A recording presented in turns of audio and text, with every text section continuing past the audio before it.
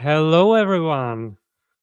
Hello. Welcome on another webinar. Today, we are going to talk about CKEditor AI on premises and how to hook your LLM and register your MCP tools. And with me, I have Senior Product Manager from CKEditor, Marcin. Marcin, can you introduce yourself? Yeah, sure. Hi, everyone. My name is Marcin. I'm a product manager working on CKEditor AI mostly. And today I will talk a bit more about its capabilities. Very nice. Just give me a second. I will close up the timer that we had on the stage, and let me walk you through the agenda for today. We will start with Martin. He will do the introduction of on-premises, what they are good for, and how they work, and what you can do with them. And then after that, if we have any questions, please put them in the chat. We can go through them. If we don't have any questions, we will wrap up Martin part, and we will go to the hands-on part where I will show how to set it up, what are the capabilities, and show a little bit of the code and configuration options so that you have something that you can actually take. Once we have that on, we will bring back Martin. We will go through all of the remaining questions, and if you have any other ones, please send them to the comment section, and we will see what we can do with that. The whole session should be around 45 minutes with the questions. If we are longer, or if we don't have time to answer all of your questions, we will follow up with the email with all of the questions answered right after that. So that's basically the agenda. So let's start with the first section, which is Martin's talk. So let me pop up his slides, and I will bring myself to the backstage and enjoy this part. All right, let's go. Thanks, Ondrej. Let's go. All right, so let's start with a quick recap of what CKEditor AI is, if in case there is anyone who hears about it for the first time today. So CKEditor AI is an add-on that works on top of the CKEditor 5 editor, and it enables smooth cooperation with AI, with the content of the editor, with the full HTML support, document comparing, diffing, and so on. We have a couple of main features on the front end, and the main ones are AI chat for brainstorming collaborative sessions, something that we are all used to. AI quick actions for isolated quick changes in the content, working on selection, performing certain operations on the content. AI review, which introduces a specific UI for checking content against some predefined rules and guidelines. And AI translate, which is for handling AI-powered translations of the content. And everything is powered by our AI service that takes care of unifying LLM output, producing valid HTML, and the markup that is editor aware, that editor can consume to display all of those granular suggestions and stuff like that. So CKEditor AI is available in SaaS and on premises. And in SaaS, it uses our cloud infrastructure, and it's the easiest way to start using CKEditor AI. It's completely plug and play. But for certain customers in certain use cases, there is a need to set things up on your own infrastructure in on-premises. So typically, the reasons are as follows. So the first bucket is compliance and data control. So for heavy regulated industries, or in case your company follows some strict policies, you might have to host everything on your own infrastructure. And with on-premises deployment, all queries, all document content, chat history, and so on is stored in your infrastructure, in your own databases, encrypted at rest with SOC 2 Type 2 compliant architecture. So that's the first thing. And the other is just better control and overview of the infrastructure. So as you host everything in your own infrastructure, you have more capabilities to monitor everything closely, optimize performance, allocate resources properly. We also enable connecting more complex audit logging, cost management solutions. And in the context of CKEditor AI itself, specifically, on-premises deployment compared to SaaS offers deeper integration points. If you want to integrate with your existing AI infrastructure, other tools, and more complex pipelines, you can use your own API keys and connect specific observability tooling dedicated for AI, like LangFuse. So let's cover these on-premises features in a bit more detail. So the way we enable this deeper integration is through current market standard MCP protocol. And simply, it's just a protocol for AI applications and AI agents to be able to communicate between each other and other APIs applications. CKEditor AI comes with MCP support, and typically in the setups of our customers, MCP is used for gathering context. So when working in CKEditor AI, in the AI chat, you want to make it aware of your domain-specific context, and your own. You want to connect them to your own RAG pipelines, potentially knowledge bases, MCPs that pull something from your database to enrich the responses that are generated. You can also connect to specialized APIs. For example, APIs for pulling latest financial data or whatever data in a structured way that you have available in your system that might be required. And also to trigger actions like creating tickets, updating some records based on the conversations and so on. So everything is possible via our CKEditor AI chat with the use of MCP. Another feature unique to the on-premises deployment is ability to use custom AI models. So we support all OpenAI-compatible models, which means that the vast majority of models available right now work with CKEditor AI flawlessly. So whatever you use, OpenAI, Anthropic, Google, other stuff, you can connect any model to CKEditor AI. We also introduced dedicated support for leading cloud providers like Microsoft Azure, Amazon Bedrock, and Google Vertex AI. So if you already use one of them for the rest of your system, you can keep everything in one place and use the same vendor. Obviously, the big benefit of using your own AI model is owning the cost completely. So it's full visibility into the usage. You can control the token consumption, observe the interactions happening in the system, and react.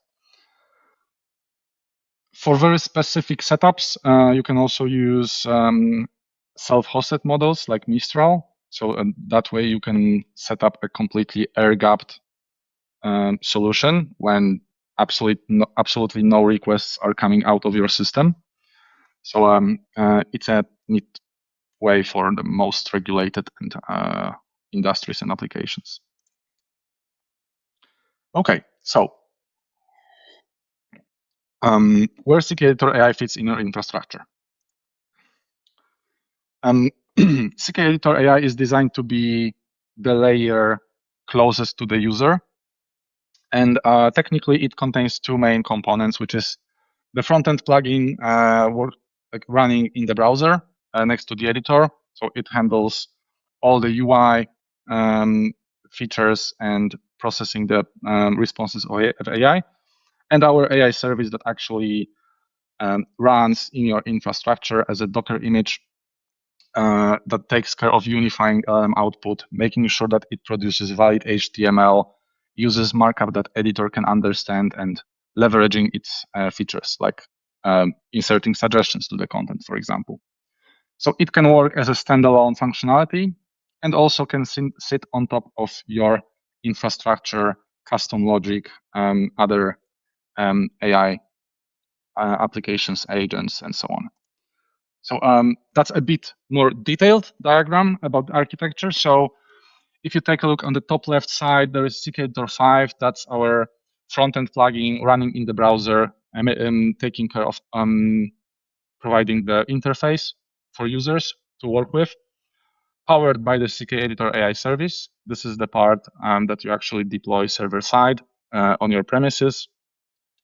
And in between, you can plug your own custom front-end logic and also custom UIs. And it can communicate both with the editor and our AI service through Editor API and REST API.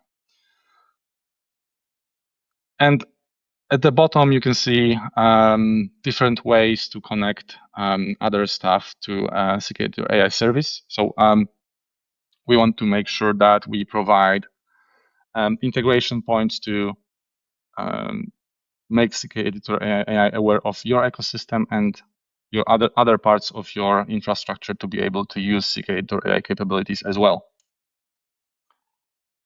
So that's the quick overview. And let me quickly cover what are our plans for the nearest future when it comes to on-premises specifically. So in this and the next quarter, over the next couple of months, we want to expand the functionality of CKEditor AI in the area of server-side workflows. And we want to expand our APIs to support things like batch operations. For example, triggering review on 50 documents at once. And also enabling more sophisticated programmatic control, which will enable automated pipelines. So you can imagine triggering AI operations without needing the human in the front of the editor in the browser. You can run reviews, modify content completely server-side, triggered by your own business logic. And then the content will be ready for human user when they open the editor. At the same time, as we are expanding the programmatic control, we want to enable other AI agents to use our APIs. So probably through MCP as well. We want to make sure that whatever AI agents are running in your system, either server side or in the other parts of your applications on the front end, they should be equipped with CKEditor AI capabilities. So even if they serve a different purpose in general, whenever they need to edit some content, work on the documents, they can send a request to CKEditor AI and make sure that the content produced will not break formatting, the HTML markup will not break markup specific to CKEditor AI, so it can still leverage all of its features. So yeah, that's the plan for the newest months. I think we will share a bit more details about our roadmap at the very end of the webinar. And now I will pass the voice back to Ondrej. Thank you. Thank you, Martin. Thanks for that. Yeah, you already did a little sneak peek. There will be the third part that we will uncover a little bit more about our plans about the CKEditor AI, and not about just on-prem, but the CKEditor AI in general. Now let me just wrap up things to just understand correctly what we have been talking about. So the first thing, we're talking about on-premises. CKEditor is also supporting and providing the SaaS version of the CKEditor AI right now.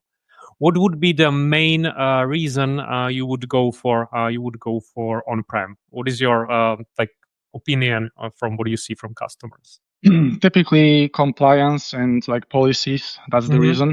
On-premises is slightly more complex. So if you don't have to, it's probably easier to use SaaS. But if you have more complex infrastructure, more specific requirements, on-premises is the way.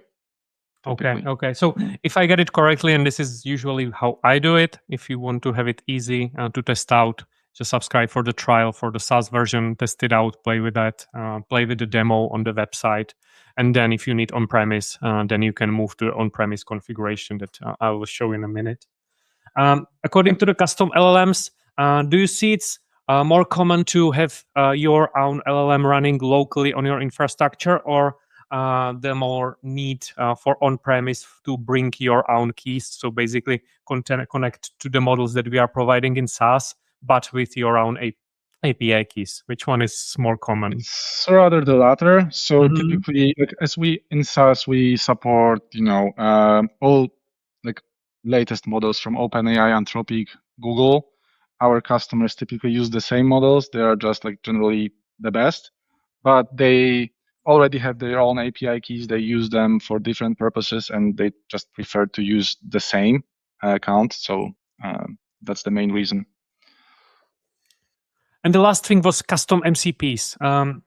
Do you have any favorite MCP that you like to play with or showcase and like make a demo of, or like having the request for customers to connect to specific ones?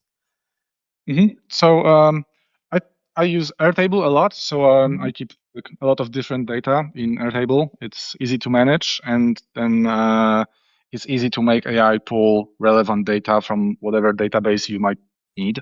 So yeah, you can upload whatever into the database, and then it's super easy for AI to search through those records and Got it. pull the context you need. Yeah. And probably people who are on G Suite, like connection to the G Drive or something like that, would be fairly common request if they already have the infrastructure, right? Good. Thanks, Marcin. Thanks for the overview. For all the viewers, we are still in the backstage, so I will pop down Marcin there. If you have any questions, just pop them to the chat. Marcin and also our MC Wojtek, thanks for that, are ready for answering your questions if they don't know or if they need to find the information. Just give them a second. If we are not fitting into the timeline, we will definitely answer all of your questions in the follow-up email. All right, thanks, Marcin, and we will go to the hands-on part. Thank you. So let me open up my share screen. There we go. And today I would like to show you how to set up the on-premise, what are the steps and how to do it. And basically I will walk you through the use case or the journey that I did exactly, which is always just go to the documentation and start reading it. But I think a couple of weeks or maybe months ago, we introduced this Kappa AI integration. So we have AI integration to the documentation. So if you need something, you just ask and you get the answer tailored to you. So I used this prompt, how to run CKEditor AI locally on-premise using Docker and Docker Compose, because I wanted to show you how to set it up. And I like Docker and Docker Compose because it's very easy to set up for the local demo on Showcase. Of course, CKEditor AI on-premise can run on anything. You can have Helm charts defined for your services and so on and so forth.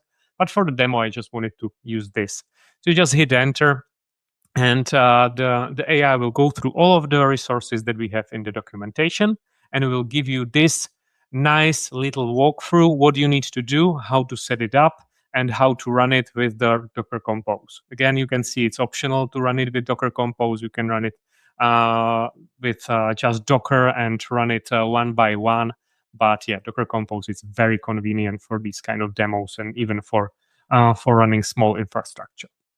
So if we just scroll it through, it's fairly simple. For the prerequisites, yes, you need license key, you need download token to get the Docker image of the CKEditor AI service, you need SQL database, you need Redis, and you need at least one LLM provider API key. And yeah, I'm going to show you OpenAI, Anthropic, and I'm going to show you two more custom OpenAI API-compatible models in my demo. And then the workflow is simple. You just load the Docker image and you run the service. Of course, you need to have the MS SQL or MySQL database and Redis. So you will need to define it anyway. So for me, I just had the follow-up question, how to set it up everything into one Docker Compose. and I basically got this.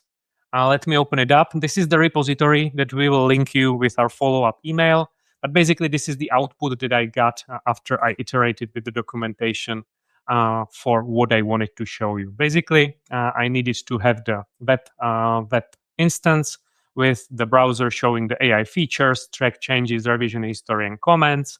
Then I needed some service for token endpoint verification. Then the CKEditor AI service. I wanted to show you also the local Ollama. Ollama is the provider of the LLM or the runnable environment. So I will be running a couple of models on this other service, and then we need MySQL and Redis. So this is basically very easy and very abstracted service that I wanted to build. Then I had some prerequisites, and this is basically the same stuff that I did. I also asked AI to put together the environments file so that I can define my models and providers. So we'll go through it in a second. It went through all of the steps. Once I had this tutorial, I just asked Claude Code to generate the environment for me. It basically did. And this is what I will show you today. So let me switch back before we get to the whole code. I did this little diagram, and it will be also linked in the README. I will start with this legend. The purple one is the application. It's basically this application, very easy one. You can think of it for your case. This could be CMS, this could be CRM, this could be your internal system, whatever you have. And one of the elements would be the content itself. And this is the CKEditor where you are working on your content. Just to have a little bit look and feel that this is not just a demo, I just extended it with these quick links and like give you the feeling that this is actual application, but still take it with a grain of salt. This is just the showcase. The CKEditor can be put anywhere in your system that you would like to play it with. So if I switch back, this is just this application with all of the configuration that you need. And on the backend part, these are these blue bubbles, let's call them this way. I have just two services. The first one is the web server that is basically providing me with the application that I just showed you. The second one is the CKEditor AI service that is getting a lot of configs that we will walk through in a second. And then we have these three, let's say, supportive services. One is database, second one is Redis, and the third one is Ollama, which is the local LLM provider. The last ones are the external ones. You can use Anthropic, Claude, Gemini, or you can connect to external MCP servers like the Airtable that Martin was talking about.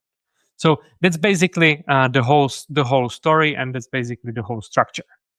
I very briefly skip through the prerequisites, and these are these. So first of all, you need download token to download the definition of this service. You will get it once you get the trial for the on-premises.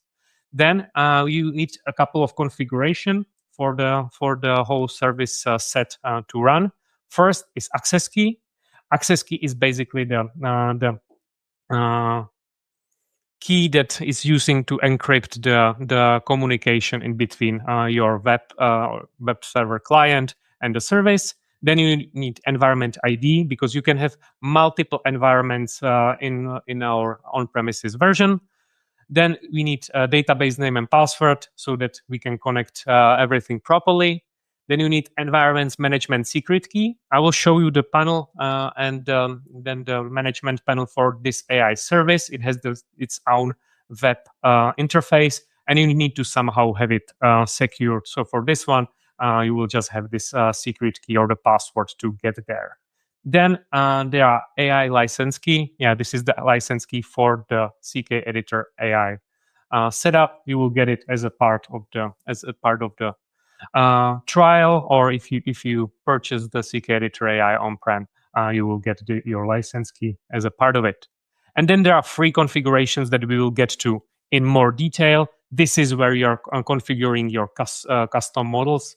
This is where you're configuring your custom MCP servers. So this is basically the JSON configuration based on which CKEditor AI is connected to the custom models and joining them with the service itself. So this is the whole setup. But with no further ado, let's try to showcase it in the application. So first of all, we have this application where you can write your content and you can work with your AI.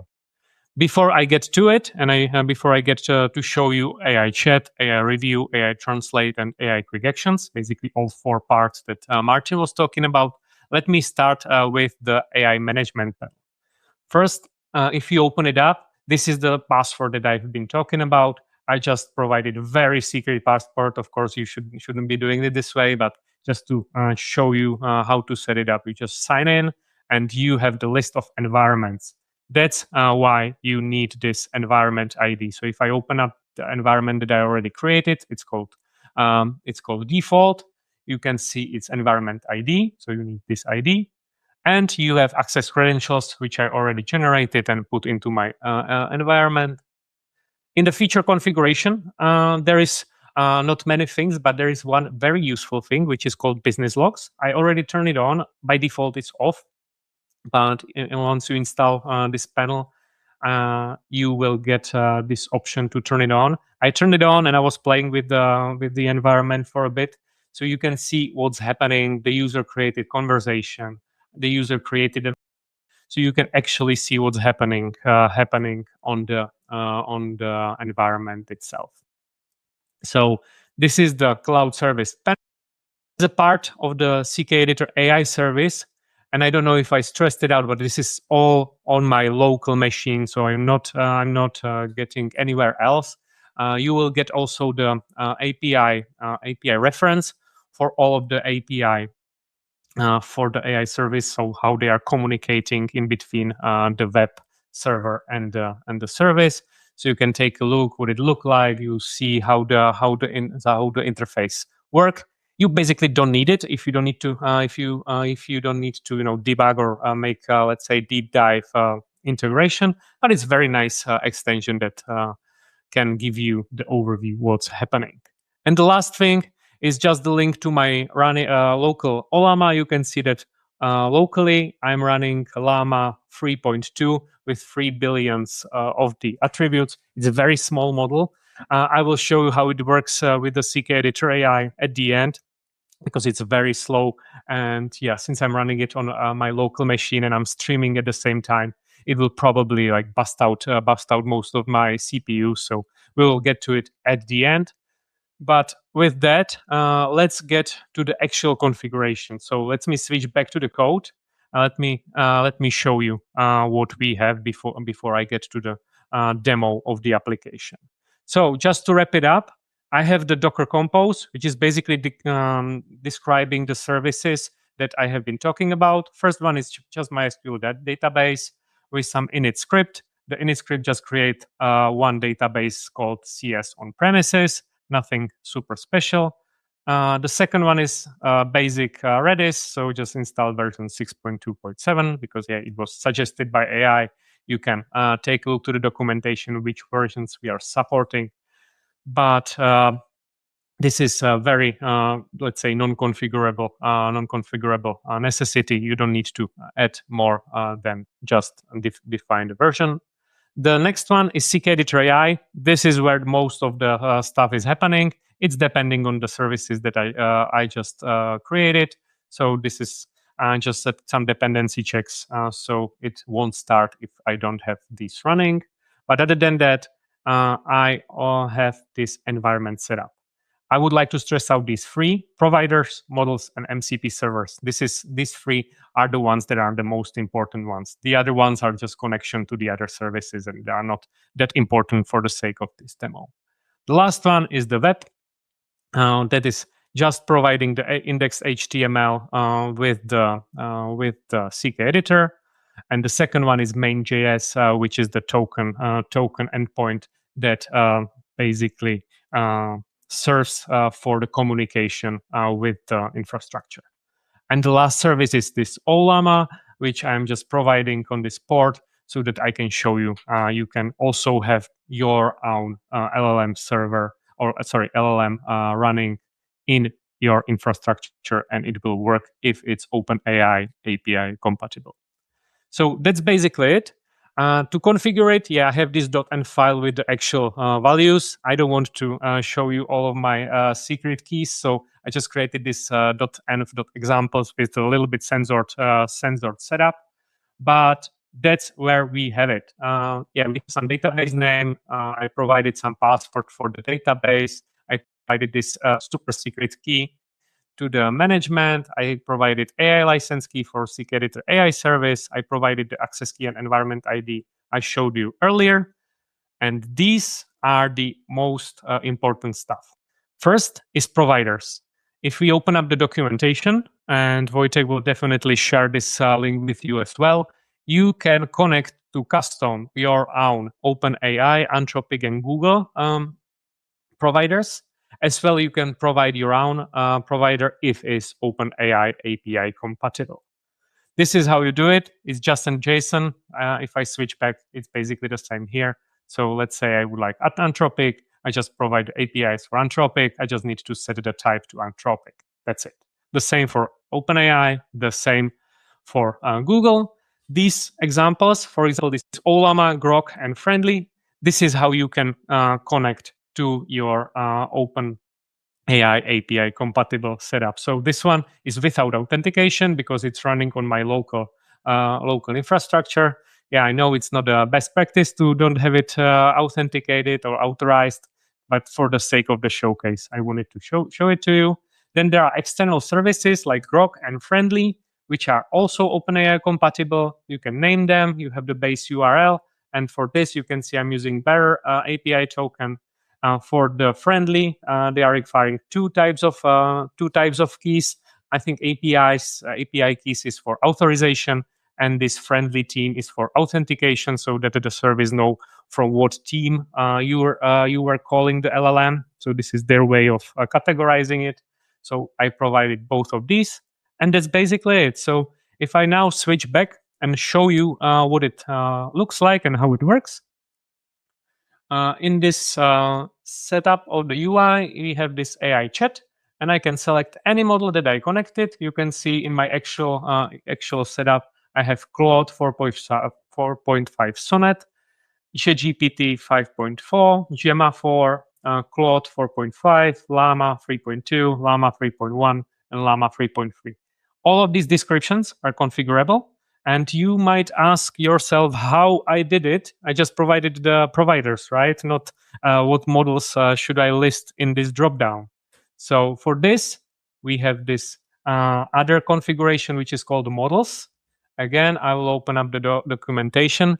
And this JSON configuration basically define from what provider, what models you would like to use, and for what features you would like to utilize the specific model for. So if I just switch back to this example, it's a lot of configuration. Even in this documentation, if you scroll down and see, you can set the name, recommended, capabilities, context limits, features, and for every single feature we have this with this identification. So the configuration is very versatile and very flexible. So just to give you a little bit of the examples. So let's say I want a ChatGPT to be used for conversation, reviews, and actions, basically for everything. Claude 4.5, the same for everything. I would like to have it recommended, which basically means it will pop out in this dropdown. Then, for example, this one, this Claude Sonnet 4.5 is meant to be used for reasoning. So it will turn on the reasoning. I will show in the UI what it look like. For this Llama 3.2, I have setting some context limits. I'm setting the max files. If I'm providing the files as the context, this is the configuration that you will get, and so on and so forth. I just did a couple of various configurations, but honestly, this is very up to you how you would like to configure all of your models. So now, without further ado, because we are 35 minutes in, I will show you the examples how it works. I will mostly use the Claude 4.5 Sonnet because it's very nice, very quick, and then I will show you the differences in between models as well. So the AI chat, you can use the same way as you would use in SaaS. So I can just ask like, what is that document about? It will go through the current document. It will know what it is about. It will give me the structure. Nothing super special. I will just ask it to add emojis, the text, so that I can show you even the capability of the AI chat to suggest the edits right into the content, so you don't need to copy and paste the things that you just ideated with the editor. So you can see I get the multiple changes. I can go through. I can see what they will look like. I can show the details. I can hide them, so I have the idea what they look like. Let's say I like this one, so I can just apply the change. You can see now it's being applied. It's grayed out, and I have the emojis there. Let's say I don't like this one from some reasons, and all of this doesn't ruin up your markup, because CKEditor AI knows the HTML, so the whole HTML won't get ruined. Your links are still working. Your links are still pointing to the right direction. So it's one of the biggest benefits of the CKEditor AI and working with this chat.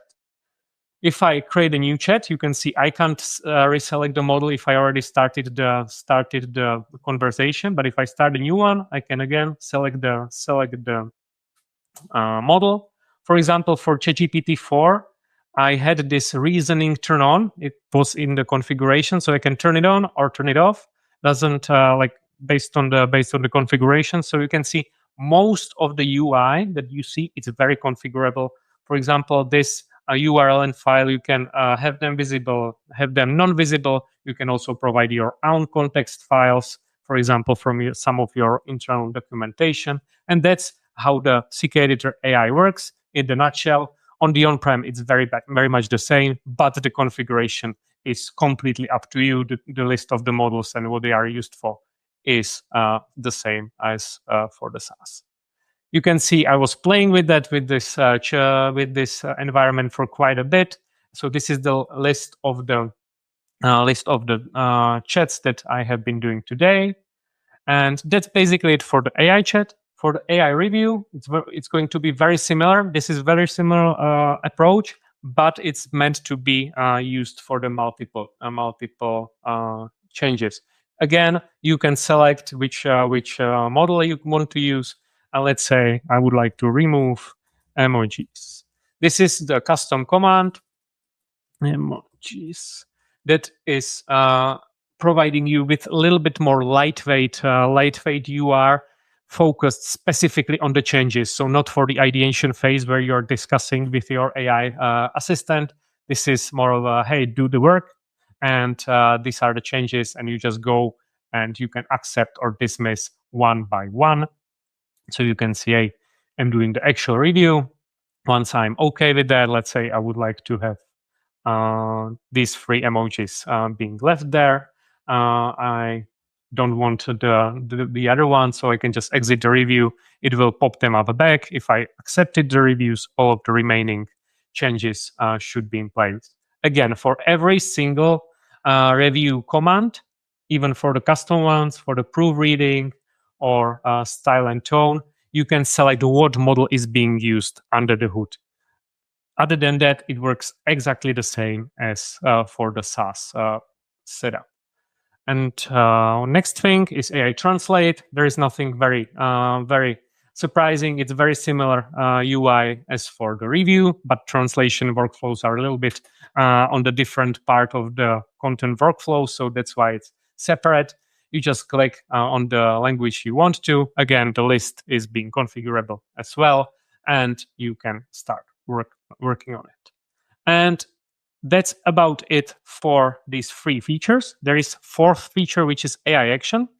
And this one is not being configured by the backend, because you just provide a list of models and the providers. And on the front end part, we have the configuration where you are configuring all of the setup for your client.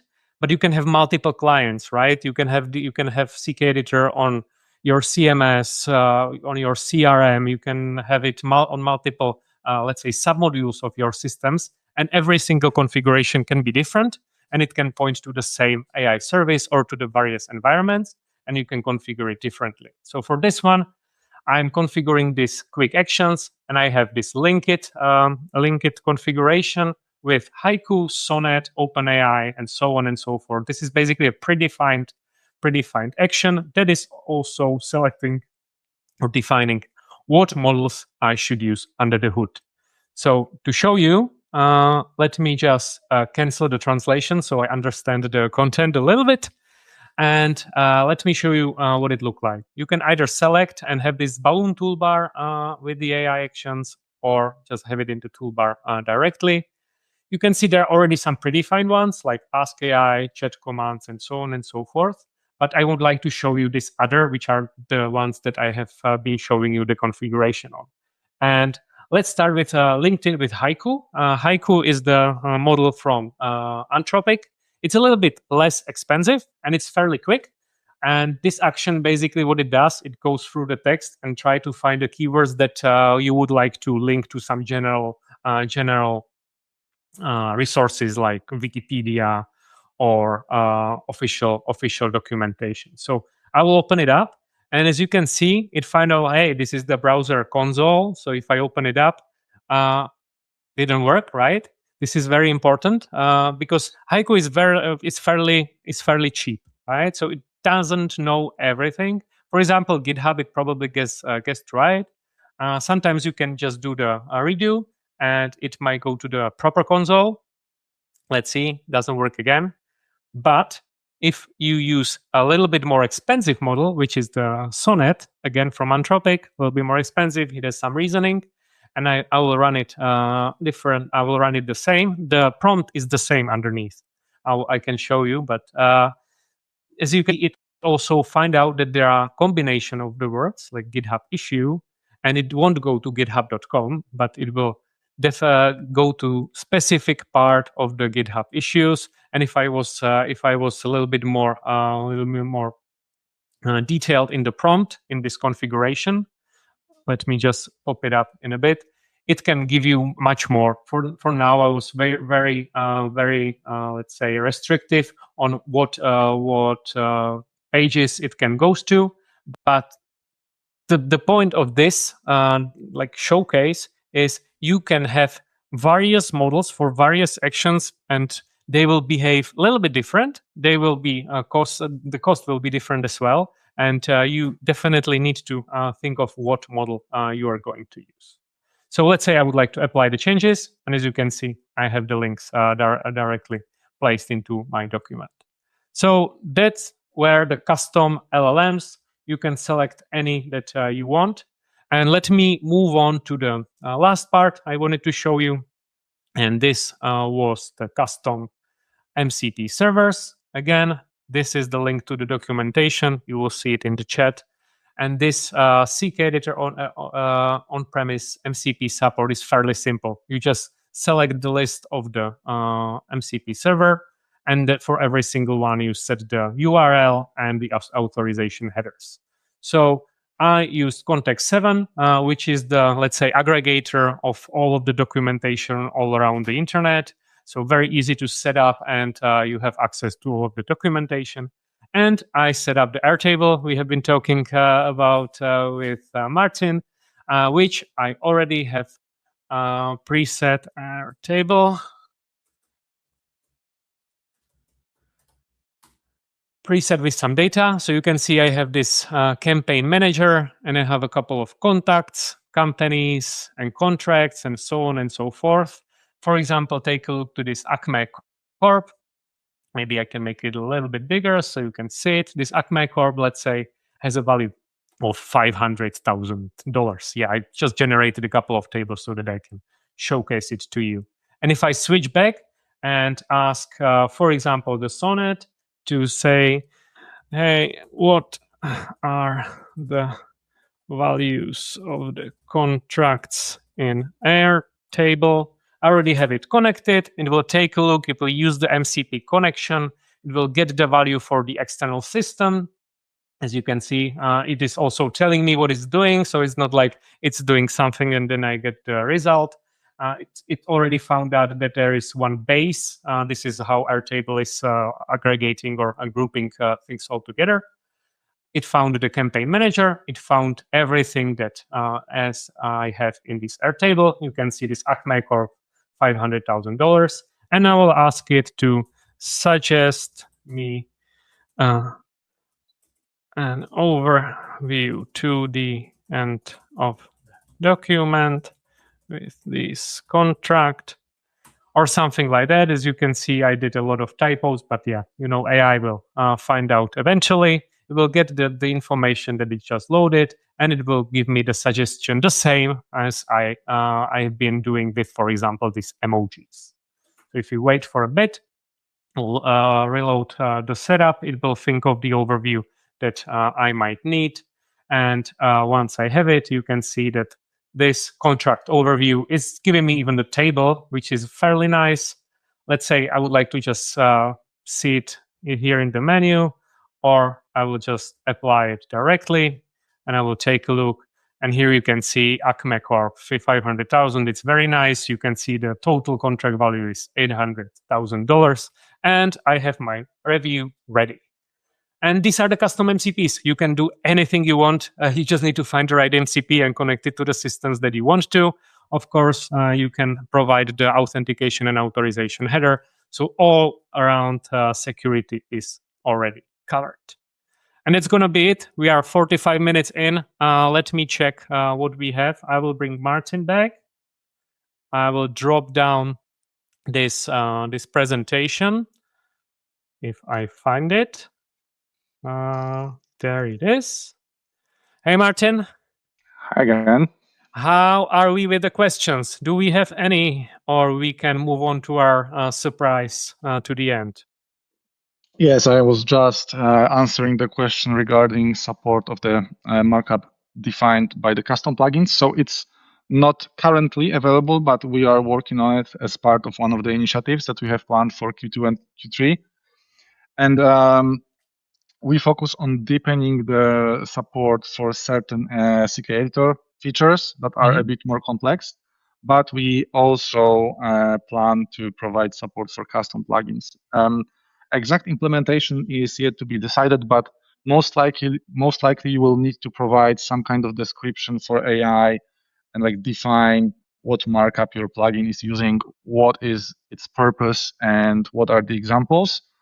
It might work similarly to skills that you might be familiar with. So if you would provide such a skill in the definition of your custom plugin, it should enable AI to understand it once we ship that feature officially. But yes, it's coming, and definitely with high priority on our roadmap. Yeah, and if I get it correctly, like every single plugin, like for example, this table is another plugin, right? All of the things or pieces in CKEditor are plugins. So it already knows how to work with the table plugin. So it will be very similar if we are going to teach the AI how to work, for example, with some specific custom plugin being integrated in the CKEditor. Yes, that's right. Very nice. Perfect. Do we have any more other questions? Or should we go to the last part about the, let's say, longer term roadmap? I think we can jump to the roadmap. It will partially cover the questions that appeared in the chat so far as well.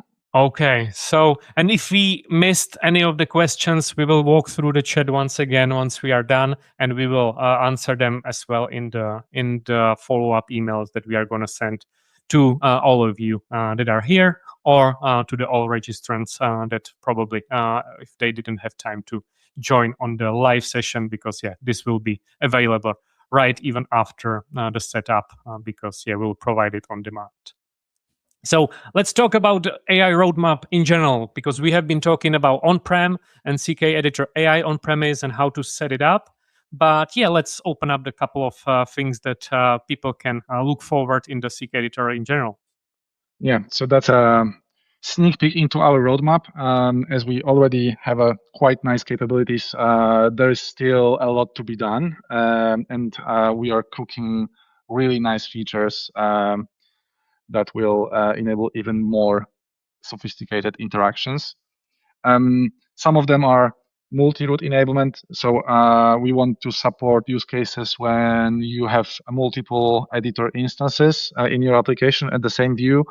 We want to make AI chat support them nicely, jump between them, suggest modifications to the proper ones, and enable you to work on them at the same time.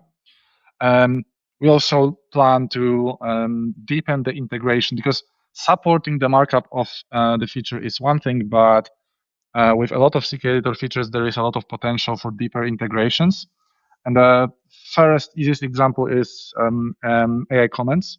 So we can imagine AI being able to add comments or reply to comments, maybe resolve comment threads, and suggest modification based on the discussion between people in the thread. Exact user experience and implementation is secret at this point, but we are investigating such areas. Server-side APIs and workflows I've already mentioned, and the same touches the last question from the chat. So deepening the schema and config awareness. So every editor instance might be configured a little bit differently. We want to make AI more flexible and understand actually what each instance is capable of. So it best uses available plugins of each session.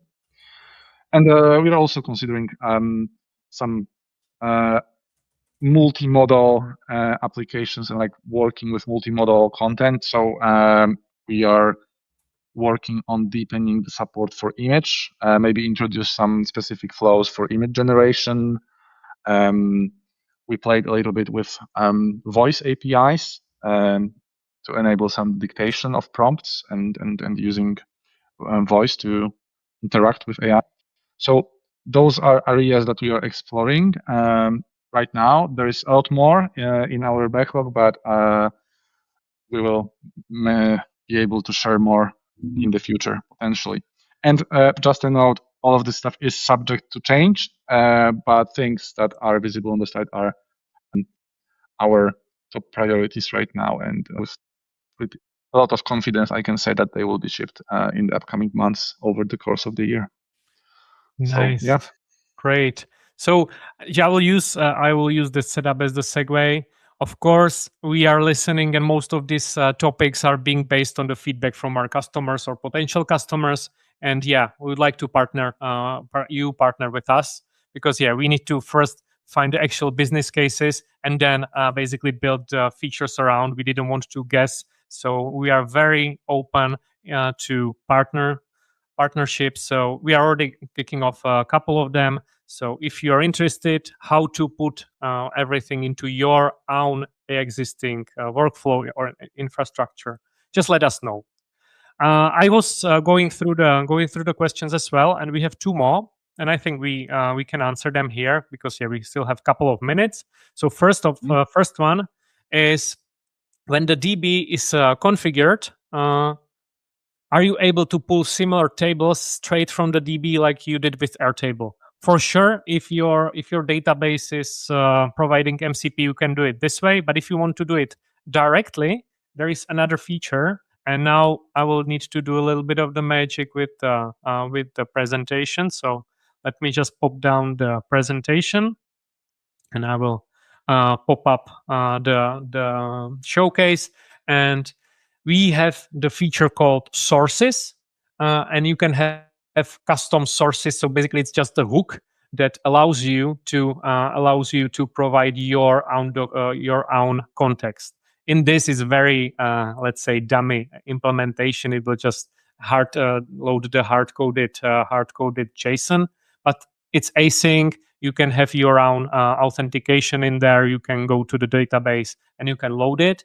And maybe, I'm not really sure, but maybe we have it also in demos, right, Marcin? Do you have it somewhere visible in the application? Let me check. Yes. Here it is, right? So basically what it will look like if you implement this hook to your database, you can have it context friendly, so you know what the data you loaded, and based on it, you can contextually load the context file. So, for example, this one can load the customer support matrix and give me the overview from the file. And you can start ideating the same way as you did before. Am I correct, Marcin? Did I forget about anything in this question? No, that's correct. I can expand a little bit. So as we are going to expand our APIs, you will also soon be able to programmatically preload the context for your users in scenarios when you are sure that it's needed. So you don't need to depend on your users to remember to pick something. If you are sure that some context is needed, you will be able to programmatically add it. So yes, context management is an important topic that we are exploring as well. And now I'm switching to Ezra Schwartz's question, and this is there support for persistent custom context with edits and conversations? Yeah. So it's very, very close related to the previous question. Yeah. So yeah, there's no way to do that right now, but we are working on it as we speak. So we plan to introduce a way to define your contexts and like specify what's included in a specific context. You will get some sort of ID that you will be then able to reuse in specific conversations. It's important to like design the feature nicely because you just can't throw too much context like everywhere all the time, because then you will pollute the AI with too much information. You need to have like smart and optimized way to manage it. So we want to do it right, and it will be there soon. Nice. Thanks for that. Yeah, for now, you would probably, you can just probably register the source data based on the context that you have. And also, there is a chat history. Let me show up my local setup. Just need to find it. It's localhost 8080. And as you can see, like the context is being preserved in the chat history. So, for example, I was talking about list last context for Airtable earlier today when I was testing it out. And yeah, I have the suggestions there. The actions are not available because it was from the previous section, but the content is still there. The information that I was demoing and trying before, they are still there. So we have the history. You have the history of the chat. Yeah, there will be some enhancements in the setup, but this is basically what you can do right now. And we are slowly getting to the end. I promised you that I will try to break my computer, so let's get to it before we close it up. This is my environment. You can see I'm using around 4% of the CPU right now. So let me just make it smaller so that you can see it. And I'm running this local Ollama, and I was just waiting to the end because yeah, it might blow up the computer, and I will just disconnect. So if I select this local Ollama in there, and I will just do a little hello, it will kick off this Ollama. It will turn on and it will start doing the inference. And this is just to show you that it's very important to pick your model and infrastructure very well, because now you can see, and of course I'm running like just 12 CPUs, but it's already overheating this Ollama with very simple prompt, because yeah, it has just a couple of tokens per second. If you compare it with the flagship from Google and OpenAI, this is just a very water drop in the water, because this is very very demanding process to do the inference. So you need to be very careful of picking the right model for the right action. So this is just to show you that it might take a while to set up the proper environment, not because there are no tools for that, but just to find the right model with right fine tuning can take some time. So with that, I would like to wrap it up. Yeah, we will get the response in a minute, maybe in two. But with that, I would like to wrap up the whole thing. Thanks, Martin, that you gave the, let's say, theoretical setup. Thanks for let us speak to the roadmap. Do you have anything to add before we wrap it up and start the answer?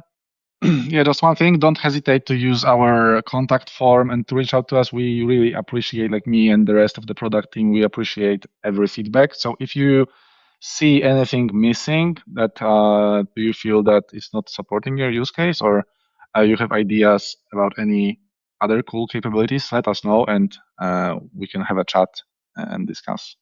Yeah, definitely go to ckeditor.com/contact. We are more than welcome to discuss your capabilities. As you can see, we are already getting some answers from my very small and very, let's say, dummy LLM. But you can see it's working, so you can even use your own local LLM, and nothing will go out of your infrastructure. Thank you, and see you guys next time. Bye. Bye-bye.